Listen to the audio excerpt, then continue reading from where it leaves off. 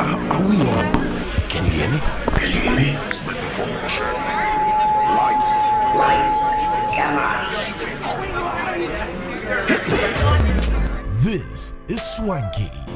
This is lifestyle. This is culture. Welcome to the social center of everything culture. Culture Daily. Reminding you on Live Resto Lounge and the fact that you can actually go in there to have some good brunch, lunch, dinner as well. And they close late, so you can go to Live Resto Lounge in East Legon or call them on 020-133-7766 now to experience Live Resto Lounge. Eat hot, eat good. Betway reminds you that as they are the proud official global betting partner of Arsenal. I don't know if you have any Arsenal players, fans in here, in the building here, but Betway is bringing you way more with the new fan exclusive page. Now this is going to be exciting for you, so place any bet on Arsenal and you stand a chance of winning exciting prizes from a range of Arsenal jerseys and more. Not only that, you also stand a chance to win a once in a lifetime play on the pitch experience at the Emirates Stadium courtesy Betway. Now this ends on 31st of January 2025. It's exclusive to Betway. Terms and conditions apply, regulated by the Gaming Commission of Ghana. Bet the responsible way. Betway gets way more. And Lancaster University is also offering you that vibrant student experience that will equip you with useful employability skills, taking you a step closer to the career of your dreams, and also a 50% on scholarship for your degree program if you want to offer it at Lancaster University. So call 0209 607008 and also contact them admissions@lancaster.edu.gh or their website, which is lancaster.edu.gh as well. This morning we are talking first aid. Now in the with all these recent accidents happening, day in, day out, this one alone, we just spoke about 3 or 4 accidents alone. It's only right that you will never know when you find yourself in that spot or that moment when you have to give first aid or offer first aid to any victim or even on yourself. But the question is, do we even know some of the basic first aid tips and things to processes and procedures? Do we know what to apply in the event of any accident or any injury, I beg your pardon, to ourselves or on another person? We see day in, day out where we see accident victims and people dragging them and pulling them out, or they even die before they are even put into any transport vehicle or any ambulance. This morning we want to just get deeper into that and also break some of the myths around some first aid that we think might be effective or we do because our grandfathers and our grandmothers were doing them, but want to understand it. And pardon me if I sound a bit nasal, I'm just recovering from a slight flu there. But anyway, Doc, good morning. Good morning. Yes. No, my first question, if I punch Cyril and Olele their face together and there's an imprint of my fist on their forehead, what do I do to make sure that they are in the pain? They maintain that pain. Another punch, I'm sure, just to reset everything back to factory set. Yeah, you keep adding onto it until So I don't know if because we spoke about first aid yesterday, so this is it. This morning I saw on my TikTok reel one of the reels that popped up, and it's quite interesting. And guys, I'm sure you all be interested in hearing this. So when we have that neck pain, the one that comes and you can't even turn your head, like you are forced to. I think he's testing his. You are forced to turn to the left with your whole body or the right with your whole body. So I saw in video one of the doctors was explaining that. Do you know that moving your head away from the pain, maybe like it's here, move your head away from the pain is actually even it's counterintuitive. It's counterintuitive. So you because it's usually there are nerves that so you bend your head the other way towards the pain instead, to help it. I don't know. Giving some it's like when you are hurt and you don't want people to touch it. Touching it and applying pressure rather suits. Yeah. But you don't want but if they apply it for you, it's rather suits. Then there are a lot of things that we need to be doing. Yeah, you need to touch. Touch a lot of things, So touch it. We'll be getting into the conversation on first aid this morning. And there's a lot for us to ask. However, before we do that as well, again, just brush your teeth morning and even with Pepsodent Cavity Fighter, and it'll give your teeth the protection it needs, leaving you with 10 times stronger teeth. And the Cavity Fighter is fortified with pro-fluoride and micro-calcium ingredients that will seal tiny and invincible holes in your teeth. It will prevent cavities and keep your teeth and your mouth strong and healthy. Comes in various pack sizes: 175, 120, 65, and the 12-gram sachet as well. Now, the second edition of the EDM festival will be happening, so get ready for it. I'll give you details before the show wraps up, as well as what Cowbell Coffee can do for you this morning. Have you heard of the Infinite 50i? I'll tell you about that as well. But Doc, good morning again. You know, like we we're saying, we should start off with probably with the myths around first aid. But we also, before that, let me say good morning to all our Nigerian friends who keep on disagreeing with us on our conversations here on YouTube especially. So good morning all the way into Nigeria. Thankful to you for all the love and support that you show us from time to time. Your comments are always welcome, and one of these days, if we do get a chance to be in Nigeria, we hope to definitely meet some of our fans in there as well. So good morning and shouts to all our team in Nigeria. So let's start with the common myths around some of the first aid that we know: shea butter, Vaseline, and not product names, but those petroleum gel, yes, gels or jellies, yeah, that we use. Yes, let's talk about that. The stats about first aid is that if you take teenagers, the stats say that 9 out of 10 teenagers have experienced a medical emergency and didn't know what to do about it. Yes, very true. I think all of us in here can attest to that. Yes, then you have about 150,000 people dying every year due to lack of intervention. So it's really important. It basically comes to the basics, right? For example, let's use the simple one that most of nosebleeds. When somebody has a nosebleed, we usually tell the person to tilt your head back. To slow down the bleed. You see shaking. So you knew this all this while, Cyril, and you never mentioned to us. I had nosebleeds. My sister has had nosebleeds. You hold the thing, put your head down. You're actually supposed to put your head down and pinch it. So and another cold compress, yes, not to do that. So the head back when they do all. The blood that's left your body is useless if it was not taken out in a controlled way. So you are bleeding out. That age a bit giant. No, it needs to come out. It will stop. So the gravity too. Yeah. So the problem with tilting it back is that when you tilt it back, you're actually sending the blood back into your digestive tract. So whatever it's supposed to, it's rather going to cause you to choke. Okay. What causes nosebleeds then? Nosebleeds have so many factors. It could even be scarring inside the nasal cavity due to when it's dry. The weather is dry. Some people have it. Some people there are many blood vessels around. We call it the danger triangle around here. It could be cause of that. Some people to high altitudes. Okay, yeah. When you're high altitudes, people pressurized cabins and all that. Now the other one that people do is when you sprain your ankle. Yeah. The question has been: was it heat or cold compress? Yeah, so what? Sometimes we use ice. Are you talking about using ice or whether you use hot water? Some people use hot water for the pain, right? So the thing I beg you. So first off, head when you bleed from your nose, don't tilt your head back. So you can don't struggle to retain the blood. So rather bend. So instead, you're supposed to lean forward and gently pinch the nostrils. Okay. Right? Then you apply cold to the bridge. This is the bridge of the nose. Yeah. Apply a cold compress to the bridge of the nose to slow the bleeding long enough for the body's immune system to do its work. They'll cause coagulation. Okay. So it's called what? Coagulation. That's what coagulate. Clotting. Yes. So clotting factor. So your clotting factor should come in play, and then it cause the blood to stop.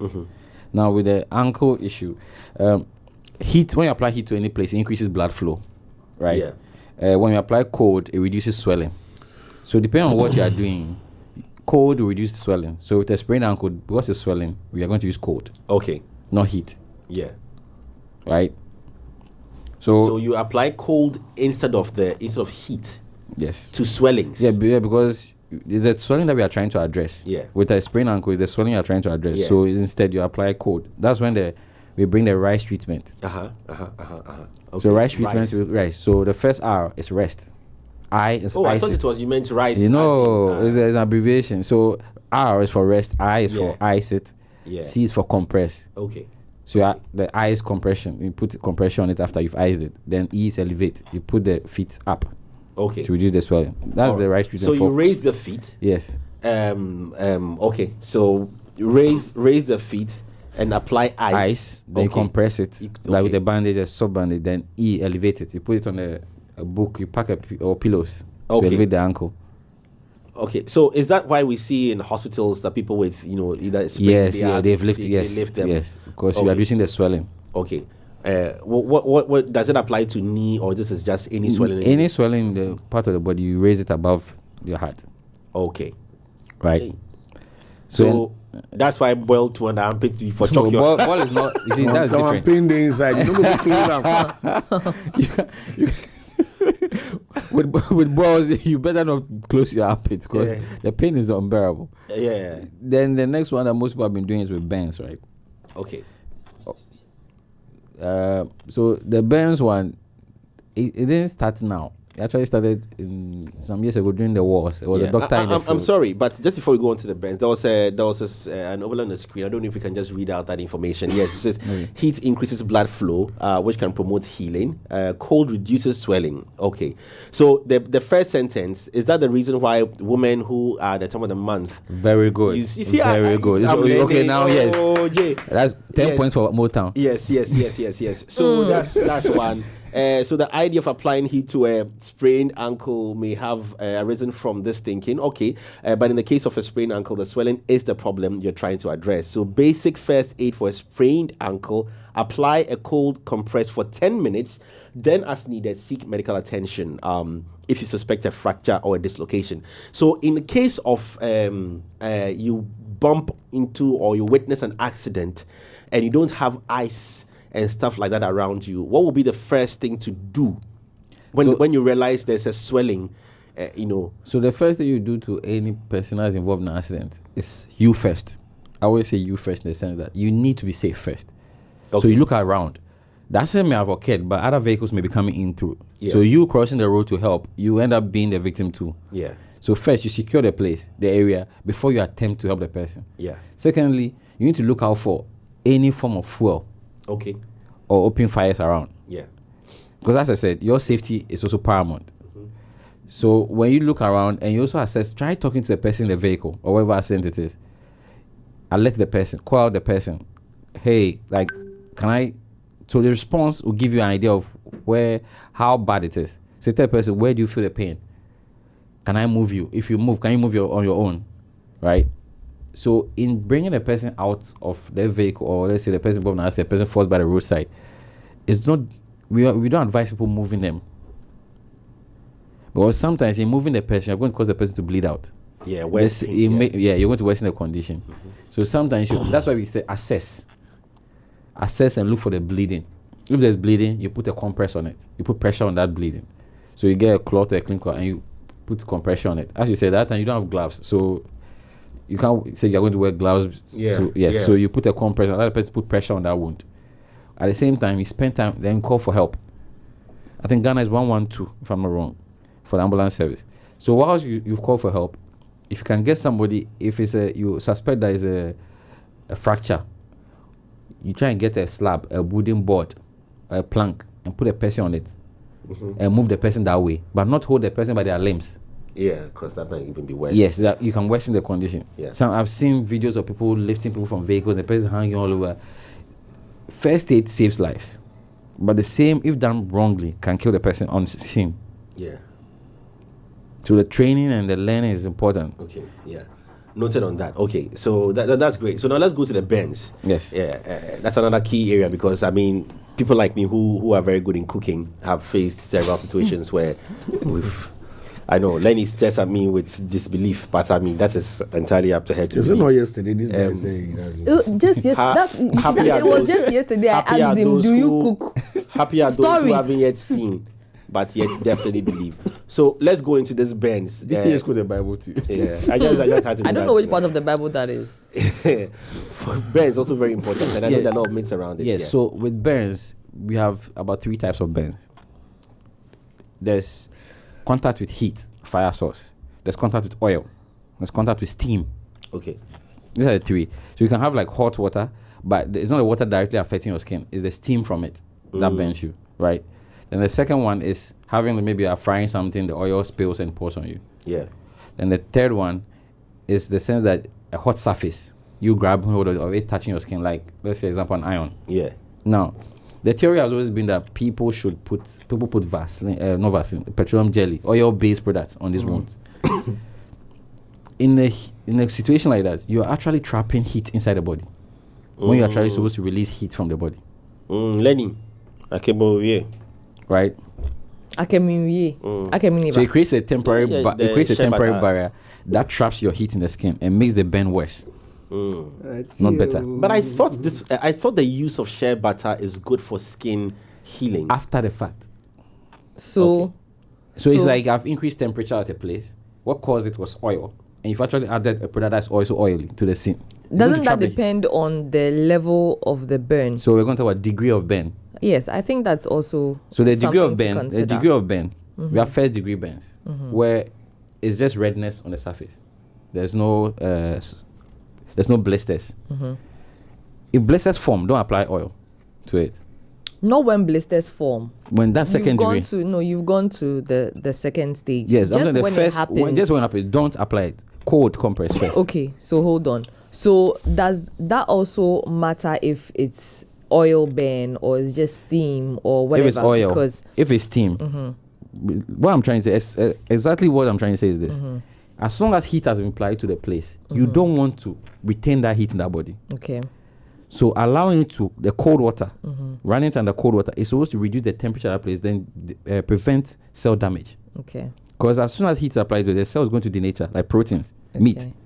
So if you cool the place down, afterwards you can apply your oil. Okay. All right. Now let me ask this question as well, right? So when the place practically, hot, if you pour water, yes, it cool that's down. why we say running water. We tell you, we don't even tell you to put ice. We say running water because running water doesn't have it has a constant temperature that is giving you. It's gradual. Ice would drastically change. I mentioned two things earlier this morning, right? Tomatoes. Because tomatoes that's what I'm saying. Tomatoes work practically, because of what they contain. Practically, lycopene it works. They have antioxidant properties. Practically, tomatoes work. Because it's an antioxidant. But you don't also apply tomatoes. So another thing too about tomato, it has a cooling effect. Exactly, I mentioned the cooling effect. So it's a cooling effect that we are looking for. It's not the oil base or whatever it is.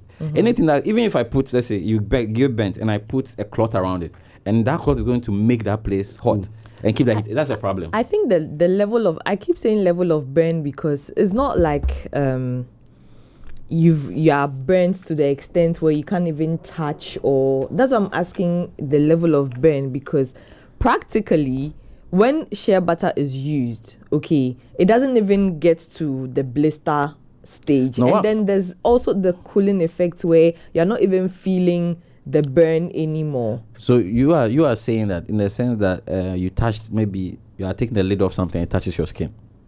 Exactly, that kind of burn. So I'm not talking about that level. Don't do it. We've been doing it for so long, we think it's okay. It's not. It's never okay to apply oil-based products to a burn. It's never okay. The second thing is that when we're talking about this, I want people to be, if somebody gets burnt and there's clothes involved, we try taking the clothes out of the wound. Like we try peeling separate. Don't do it. No, not that level of. Now I'm going with this, and I'm trying to explain how these things work, because anything that traps and binds to this is a problem. So the best thing to do is cold running water. Even with the kind of burn you're talking about. No matter what burn it is. Okay. Cold running, because we need to slowly and gradually reduce the amount of damage that is happening at that level. To you, the burn is superficial. It's just surface, right? But there's damage going on, because the cells on that surface of the skin are getting damaged. So you want to reduce it by adding a cold compress. That's why we use the cold water. Right? You see, I'm separating this thing because that's why I intentionally spoke about the ankle issue, that you are reducing swelling by applying ice. It stays there, but with the cold water, it's running. It's running. So you put in the running water. It's running water. That's why you see, even people just open the tap and just put their hand under it. It just slowly, it doesn't stop the pain at once, because you don't want that. You don't want that. You just slowly want to reach to a point where it's minimal. Then whatever you want to apply, then you can do that, but not exactly right after. Okay. My issue is the right after situation. Okay. Right. So how about the instances where the person burns to the point of the clothes sticking to their skin as well? The same applies. Apply your running water and seek medical assistance, because as soon as you start peeling the clothes, you might take out tissue. So it's something that you could cause it to become a gaping wound instead of something that is probably leveled. Okay. Superficial wound, right? So you don't want that, because we have the technique of, we actually, when we want to do that, we actually apply fluids, water, normal saline to the wound and slowly peel off that. It happens to people who they've done wound dressing, Mm-hmm. Have you seen somebody that wound dressing before? When it gets old, it starts sticking to the wound To the itself. skin. So we apply a lot of normal saline before we try taking it off. Because if you pull it out, you take out wounds. We have to Debridement. Yeah, you don't want to see debridement. Debridement is too early in the morning. Wow. Okay. That's very painful. Because even Must common be. plaster. Yes, coming off a wound, yes. Yeah, coming off a wound, you don't, when you're peeling it off, sometimes you feel some small sting there because it's stuck to the hair and all of that. So now this is basic. The first thing to do upon a burn, put your cold water application, and then now you can, beyond that, they can start applying the gels and the petroleum jellies and all of that, the shea butters and all to start the healing, the healing process. I wanted to move to the other one, the CPR and the I don't know if that's a big jump. So Lenny, don't look at me like that. It's not a big jump. So I feel bad when you do look at me like that. Yes. So when we talk about first aid, you relate it to medical emergencies. Yeah. So there are different types of emergencies. Yeah. When you talk about medical emergencies, you can divide it into cardiac, which is heart related. Then you talk about respiratory, where something is blocking the airway. Yeah. Then you can relate to something like neurological. The nervous system is shut, so you can't walk. You have seizures and all that. Then you can come back to trauma. Trauma in the sense that you broke your leg, you fell, so bleeding and burns come into trauma. Then you have psychiatric. The psychiatric one is when a person has suicidal ideas, the ideology of wanting to kill himself, or substance overdose. Then you have environmental, which is poisoning or drowning. Now, when you take cardiac, we'll go to cardiac. She'll post it. So cardiac, we're going to talk about heart attack. Yeah. So heart attack, the signs, the person starts feeling chest pain. So they hold their chest, and then there's discomfort. They'll tell you there's pressure in the chest. They feel like it's tightening. Then they'll tell you that the pain is moving from the chest to their arms. They can feel it in their arms, in their neck, in their jaw, in their back. And then, over what period is this? This is all happening in seconds. Yes. Wow. Then the person tells you, I can't breathe. Like, who means to see so? Something like it's like there's not enough oxygen in the room. Then the nausea starts, feel like vomiting, then lightheadedness. Then that's when you're going to the person collapsing. And what's the cause of a heart attack? A heart attack it can be even panic attack. Okay. People have it with panic attack, anxiety. But not all of them are cardiac arrest. Yes, none of them. Most of them. That's why it's a heart attack. We didn't say cardiac arrest. They are two different things. Okay. So somebody can have it hearing bad news, having exams, checking results, even phone calls from girlfriends or boyfriends. On bad news. Yeah, on breakup. It's like the person say, we need to talk. That whole statement, we need to talk. Yeah. Or a telephone call, a 16-year-old boy has hit the car. Hey, Charlie. So there's that. Now, in such a situation, call for help. Don't try anything. Call for help. Especially if your father is a pastor. Call for help. Hey. Now, so we'll go to CPR in the response to cardiac arrest, right? Yeah. So CPR is a 30-to-2 ratio. What? So 30-to-2. 30 chest compressions. Oh, okay. Right? 30 chest compressions. Yes. 2 breaths. Okay. So that's the one you call the breath of life. Okay. The person, you do 30, you pump air into the person's lungs twice. Okay. Then you continue with the 30. But For how long? You keep doing it until help arrives. Okay. You're going to keep doing it until help arrives. So you see, the first thing he does is call emergency number, right? Then he checks vital signs. Vital signs, you put your hand around the person's nose, check for breathing. You look at the chest. Is the chest elevating due to? Then he's checking breathing. Then you tilt the head and the chin. Now, the reason why he's doing this is that you're going to open up the airway. Okay. When your head is down, it's a bit closed. Yeah. You want to lift it up, you're going to open the airway. Then you give rescue breaths. Don't use the opportunity to go and kiss somebody. J. Foley. So they brush your teeth every morning. What stray bullet be this? What stray bullet be this? Just let me prompt you. What? Lenny's not saying that, I'm feeling lightheaded. All of a sudden, you want to do CPR. Exactly how lightheaded are you? Exactly how lightheaded are you? Then they'll start licking their lips. Or putting lip balm. I heard you want to collapse. All right, then yes. So in doing the chest compressions too, we've had these situations where people have broken people's ribs. And they are built to save the situation. Yes. They make it worse. Yeah. Sometimes it doesn't make it worse. We'll manage in the hospital, but you know the weight amount of force people put on the chest compressions. Yes.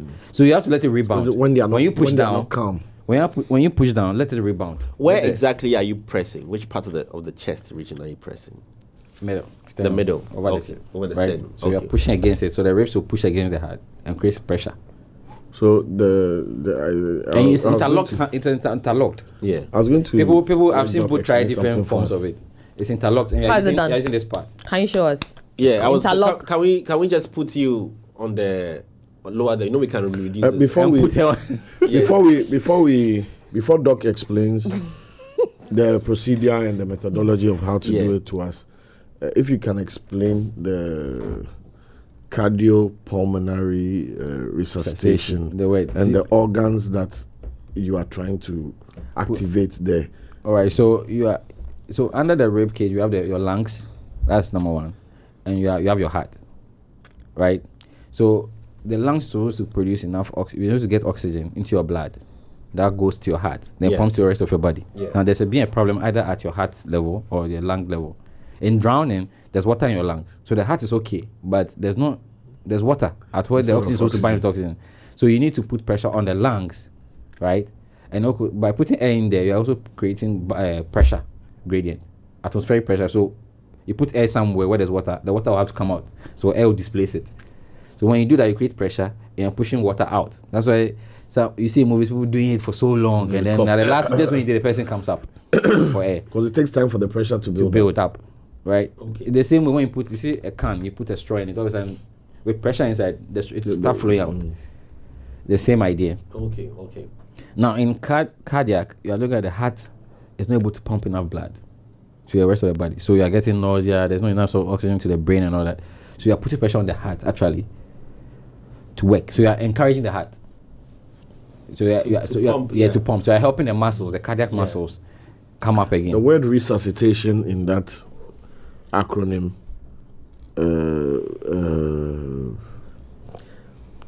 suggests that the organs have gone idle. They go idle. Okay. So the person is You're not encouraging dead. it. You're not dead. Yeah, so that's what But I I think you are coming to this. I've also wanted to ask you medical people a question about the heart and how it works by itself. Some of these organs are controlled by muscle that is activated either by thought. So I want to raise my hand. I know I'm speaking sense. I want to raise my hand. It's a thought that turns into action. So the other organs that are that work by themselves, I want to understand what stops the heart from working and what is actually making it work. I don't know if you understand my I question. get what you're saying. So we have the nervous system, right? There are some that are autonomic. That's automatic. They work whether you are asleep, you think or not. And there are some that you need to give it senses, so sensories. Like, so you tell it, I want to lift this. Then the nerves give a signal. The brain gives a signal to the nerves. The nerves contract the muscles in that area. And then, so in lifting something, your muscle, one will contract, one will relax. Yeah. So if you do this, Yeah. this will pull, Yeah. right? Yeah. If I want to bring my arm down, the lower part is going to pull. Yeah. So it's going to contract. This one is going to relax. It works like that. Yeah. Now, that's aside. That's you have control. Now, organs such as the heart, your intestines, they don't work like that. They're on their own. Okay. That's why when you eat, we advise people don't eat late, because whilst you are asleep, your body is still working. But you are doing it. There's peristaltic movement. So food is still moving your intestines whilst you are asleep. So your body is actually burning a lot of ATP. It's how we call energy to aid in digestion. Okay. So you wake up very hungry and you went to bed, Yeah, it happens. right? You wake up That's more why they say that when you eat very late, you are hungry early. earlier. Is that's Yes, the yes. whole reason Because behind your it? body's Because it overworking. happens- The problem with that situation is this: when I'm awake, I've eaten, I'm awake, my body's active. So let's say I'm optimum, 100%, I'm working, I'm moving around, I'm working. When I'm asleep, you've told the whole body, most of organ functions they've slowed down to a bare minimum.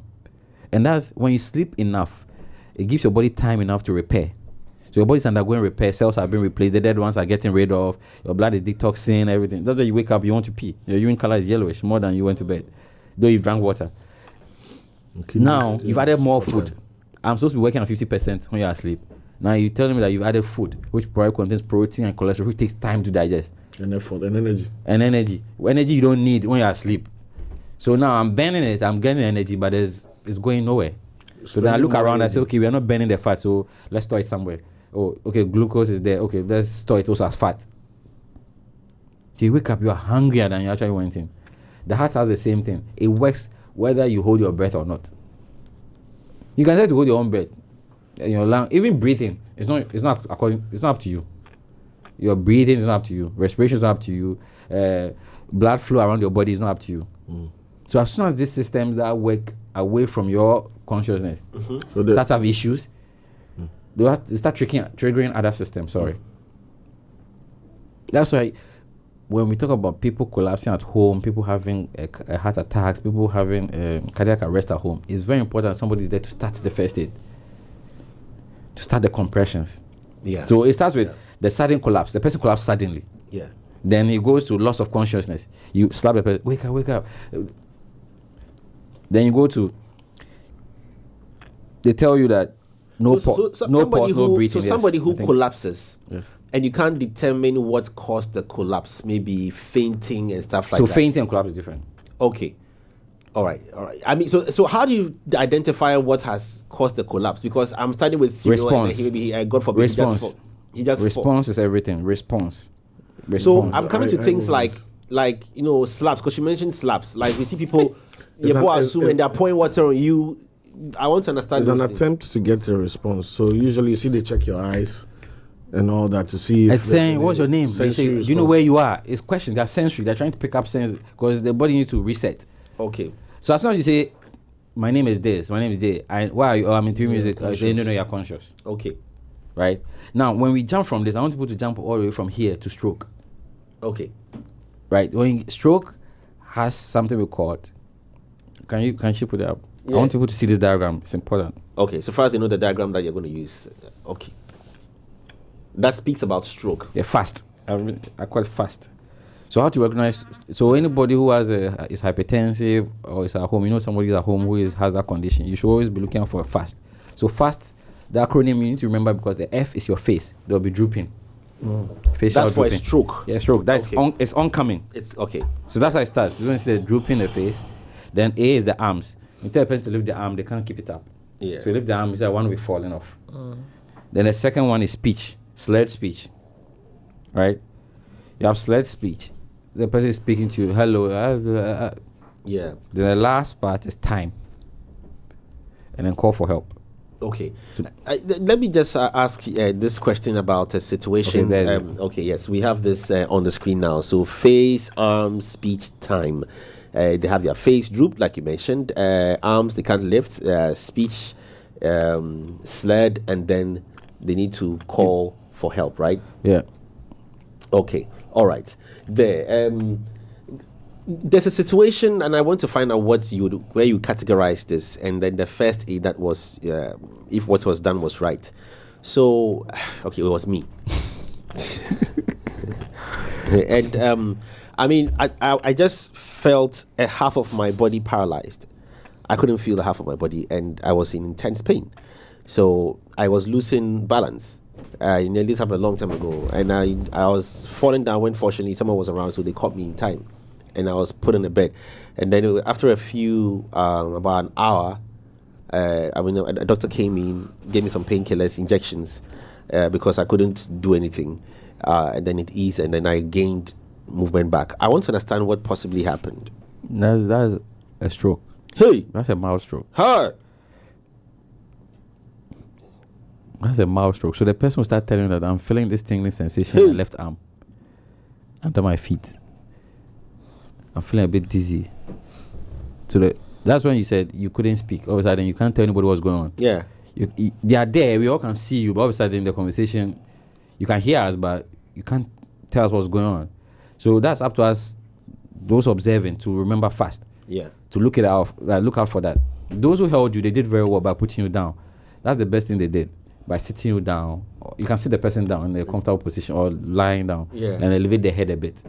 What are the causes, whether mild or not? What are some? So let's use this. If blood clot falls somewhere, right, it moves and enters your brain.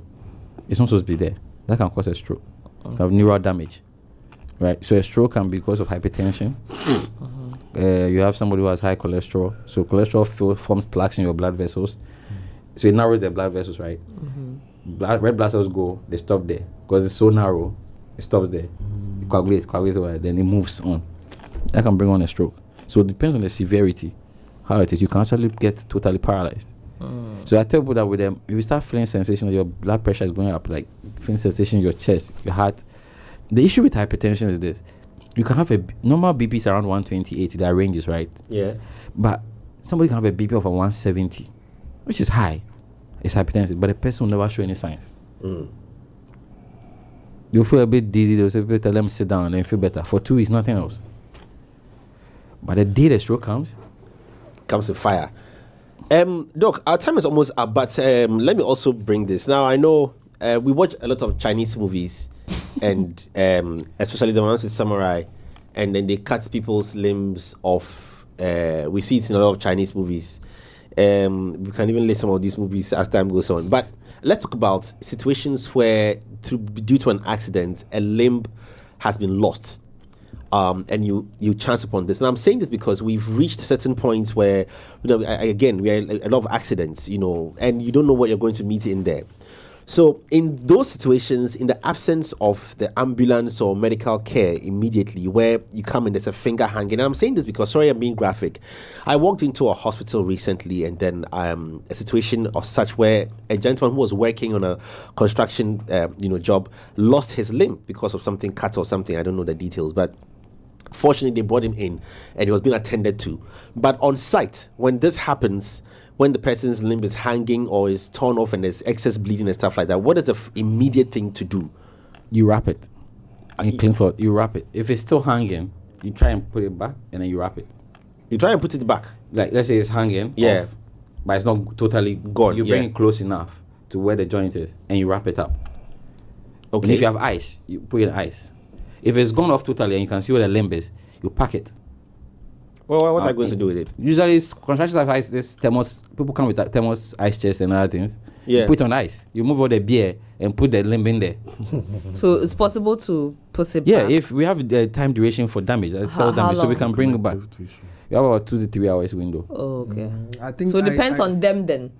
I heard, depends on the person who finds it. I heard Sonny Badu talk I've taken about my cousin's thumb to the hospital before. I heard Sonny Badu talk about his toe. Coconut. His toe. Stool. His toe. His big toe. Remember he lost his toe. You know he lost his toe prior to his. Reason where he was Is it last year? Last year. Last year, yeah. He was coming down the staircase, and I think the pinky toe. I don't know how he got trapped. 2 likes or concert too much. I don't know how he got trapped in between the staircase and some. And it broke off. Yeah, but said he immediately didn't feel the pain, but they saw that he was bleeding, so they rushed him to the hospital, and they said, "Where is the toe?" So they had to come back and look for the toe. The doctor insisted that they needed the toe, and he explained that they needed the tissue. I wasn't getting it. So I was like, maybe in the future when we talk about it. So they had to go and bring the toe to see if it's possible to reattach it. And then I think later they asked him whether he wanted to, because he had a show the following day. So they asked him, do they want him to like get rid of it totally, or they want him to stitch it? If the stitch is going to take a while for it to heal, he says he wants it off completely. Oh, so wow. They took it off. Wow. So he says now he can't wear the ahinim or whatever. He can't wear that. So he was depressed about it. Yeah. Oh my days. Yeah. But he should have kept it. Well, he had the show the following day, so he had to choose whether to cancel the show or. And besides, when that happened, people thought it was like a PR stunt. You could have sat. Yeah. You come in the wheelchair and do. He spotted them. He came to the spot there. So about the reattachment of these organs and limbs. Not organs or limbs. It were limbs. I mean, you know what I mean. Let's. In the sense that some of these male organ breaks off or cuts off, we can attach it. You can reattach it. Me laugh. Lenny is telling me that if God forbid man loses that is that an organ or a limb? It's a limb. It's an organ. I'm kidding. I'm kidding. Hey, so you see, so dog, I you look can like a lose those limb. So dog, you can lose those organs. Throw it away. So there are organs that can be lost, external organs. Yes, you can. Can they be reattached? Yeah, we can reattach it in the time frame. Yeah, you can bring it back. Doc, so when they reattach, how does this work? I mean, This is all plastics. It's all plastics, and people in vascular surgery, and they put all the blood vessels. They reattach the blood vessels slowly, it's structure by structure. So you go from the blood vessels, and the positive thing about the reattachment of limbs is that after a period, you want to be able to feel sensation in that limb or see it change color, because it becomes like, if you are light skinned, it becomes more change from dark blue. That means the blood vessels are filling it. But sometimes if it doesn't work, then What's happening? what's you have shortened. I have a question. Yes. Have Have you your question of answer, they laugh. have you had the case where, for example, A man. if is the manhood that is broken, they turn it the other way? So you put a tip on the other side. And they've already done the surgery. So No, I know why you're laughing. So you leave the cloth and realize that. what do you do? What that Yes, My mistake. Nah, I didn't see that coming. It's not possible. It's not possible. Anything happens in medicine, but Kweku, I didn't mean who. nah, the answer.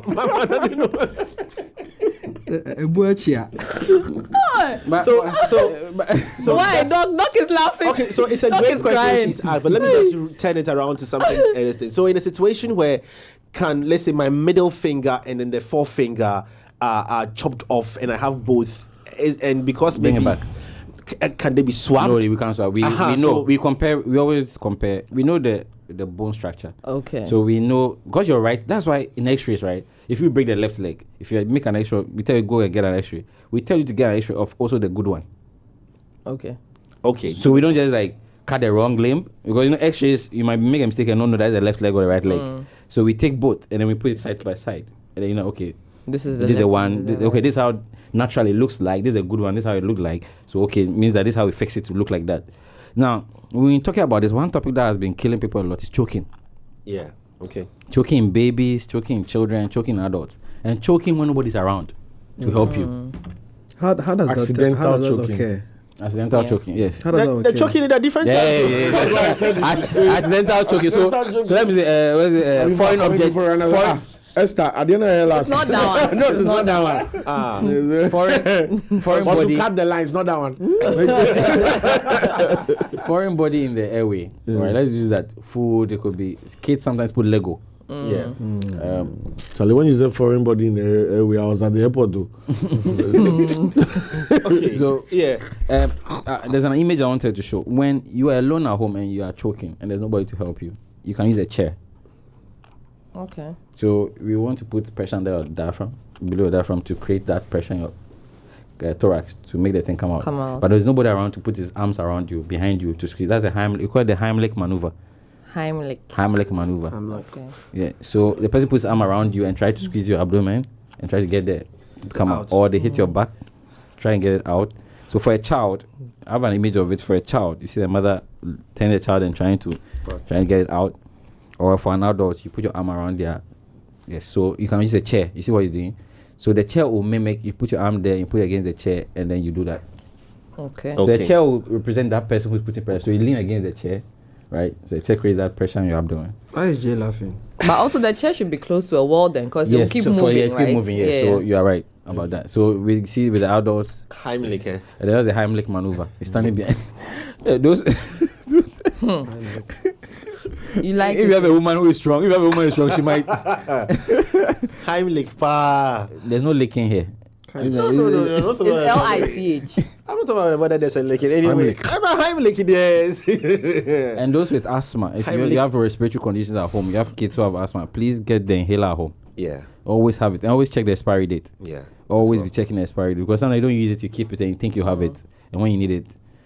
So that's so we've done most of it. Yeah, we covered most of it. Doc, covered it. next week we want to look at go into our eyes. That's another area that we want to look at, and a lot of things that we do, rubbing and things falling. We'll go into the eyes. Yes, I know. The rubbing. Ladies, the rub. Yes. So thank you he's a so rabbi? much on the conversation this morning. That we had. I like that. Yes. I promised to tell you about Infinix as well. The 50i. It's a brand new device that's out there on the market at every device shop. You can get the Infinix i. It's got a few features: 48 months fluency, durable, 48 megapixel crystal clear camera, 300% dual speaker, ultra volume, water and oil hand touch. Interesting. And also a fast charge battery available to you. So get your Infinix 50i. It's available at all Infinix accredited shops nationwide. So you can get yours today and step up your game. And also, I'm reminding you about Cowbell Coffee being there for you. 3-in-1 blend with a great taste and aroma that will kickstart your day. Whether you are working or just creating memories with friends and loved ones, Cowbell Coffee will be there with you every moment. On that note, leaving with words like Heimlich, leaving you with all these things you need to do when you have first aid opportunity. Take care and have a blessed day. Bye.